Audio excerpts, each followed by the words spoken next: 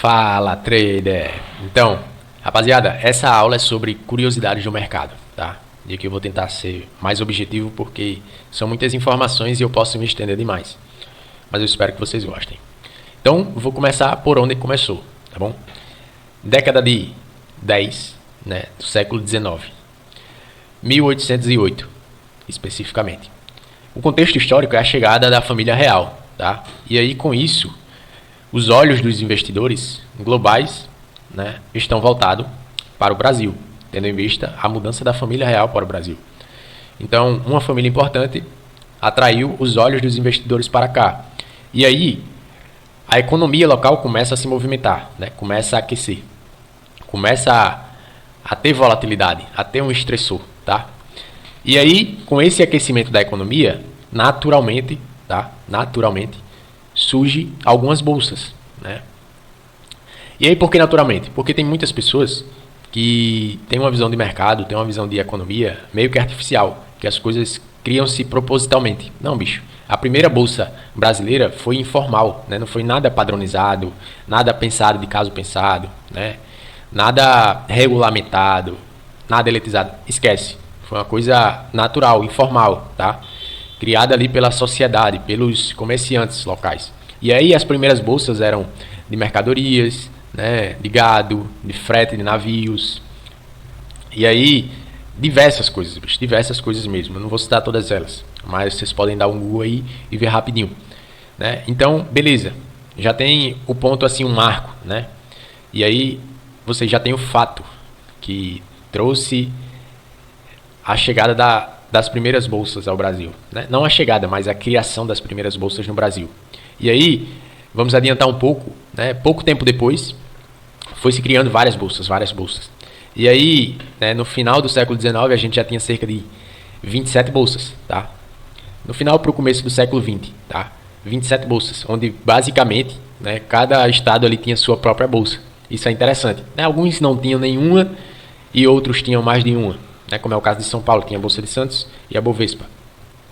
Mas agora a gente vai partir para um ponto assim, vamos estreitar. Quais eram as principais? Basicamente era a Bolsa da Bahia, né, de Salvador, a Bolsa de São Paulo, que era a Bovespa, e a BVRJ, se não me engano, que era a Bolsa do Rio de Janeiro. Essa última sendo a principal delas, tá, de maior relevância. Era a maior Bolsa Nacional. Então as demandas nacionais inteiras estavam praticamente listadas, né, na Bolsa do Rio de Janeiro. E aí, com o passar do tempo, né, passou-se muitos tempos, é óbvio, não foi do dia para a noite, mas essa bolsa foi perdendo mais relevância, tá? Teve alguns crashes, crises, enfim. E foi perdendo relevância, até que em 2002, essa bolsa foi incorporada pela Bovespa, que até então era a Bolsa de São Paulo. Hoje, para os dias atuais, existem uma bolsa apenas, né, que é a B3, né, que ela foi, no caso, reformulada, né, e aí meio que incorporou a Bovespa e hoje é a Bolsa de São Paulo, que é a B3. Tornou-se tudo uma só, né? Tudo, na verdade não foi incorporada, foi tudo unificada. E aí deu-se o nome de B3, onde, né, significa Brasil Bolsa Balcão, tá? Vamos voltar um pouquinho só para dar um contexto para vocês de quando a nossa bolsa, né, a nossa bolsa doméstica, ela tornou-se a maior da América Latina. Foi justamente quando a bolsa do RJ foi perdendo força, perdendo relevância, e todos os investidores, né, maiores investidores nesse caso, foram enxergando que existia um polo e esse polo era São Paulo, né, o que se tornou o polo industrial, né, do país inteiro. Então todas as maiores empresas, todas as maiores indústrias, na verdade, foram não migrando, mas chegando com destino de São Paulo.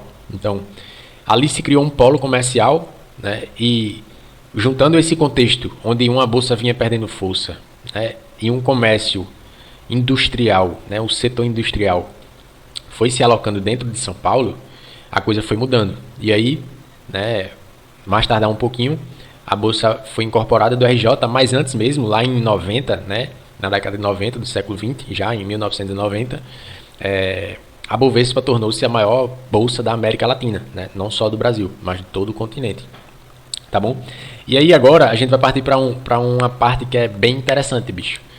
que é sobre valor de mercado, né, para vocês terem uma noção do tamanho da nossa bolsa, tá? Lá em 2014, né, nossa economia estava super aquecida, né, e todos os casos que a gente já conhece, não vou precisar citar aqui, políticos, não tinham explodido ainda.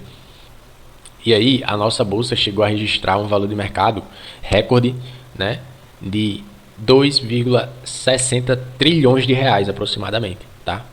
Vou repetir, 2,60 trilhões de reais. Aí você deve pensar, cara, é muita coisa. É absurdo. Realmente é uma coisa grandiosa, tá? Mas aí eu vou puxar um comparativo para vocês agora. Não se espantem. Mas você pega aí as 3 principais empresas americanas, eu vou citar uma delas só. A Apple, que é a maior de todas, né, em valor de mercado atualmente. Tava tendo uma briga, né? Tava entre Apple e Microsoft, mas a Apple tá levando ultimamente.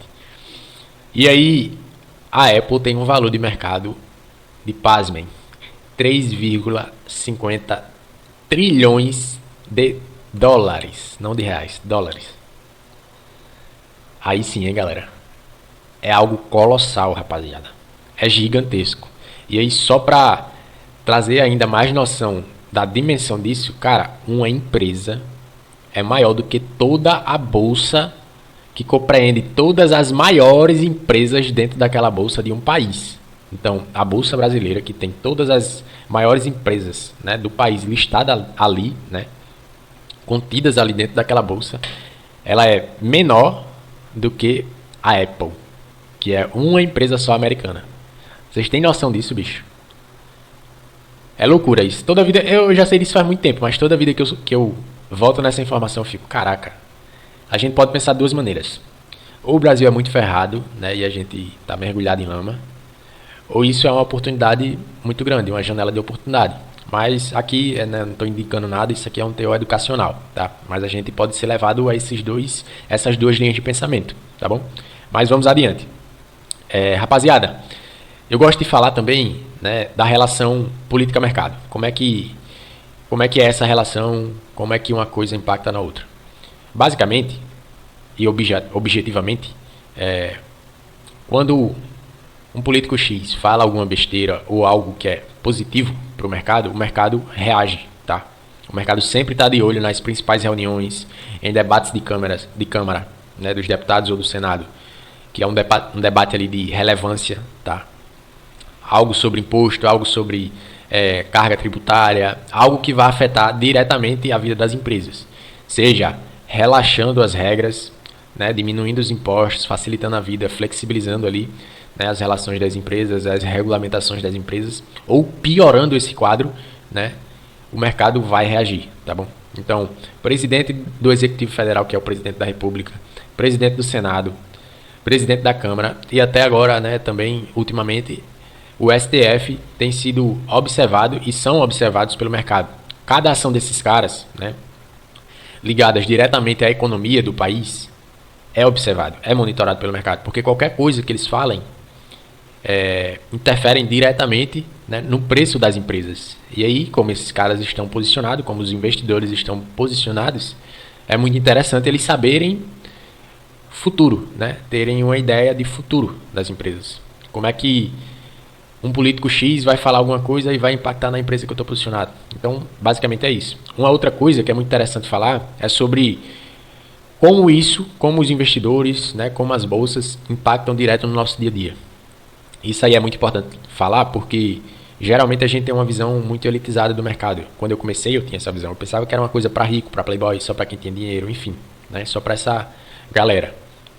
E não é isso, né? Depois do modelo aí mais tecnológico, né? Lá em 2005, a bolsa passou a não ser mais via Viva Voz, que antes era assim, né? Era uma coisa que eu ia falar lá atrás e acabei esquecendo, mas antes era Viva Voz, e aí depois passou a ser por meio eletrônico, um pouco depois, né? Já foi dado um upgrade, e aí já tivemos acesso aí a Home Broker, né? Que ali basicamente é um sistema mais parecido assim com plataformas, né? Onde vai ter preços, enfim, algumas informações e você pode comprar, adquirir diretamente essas ações.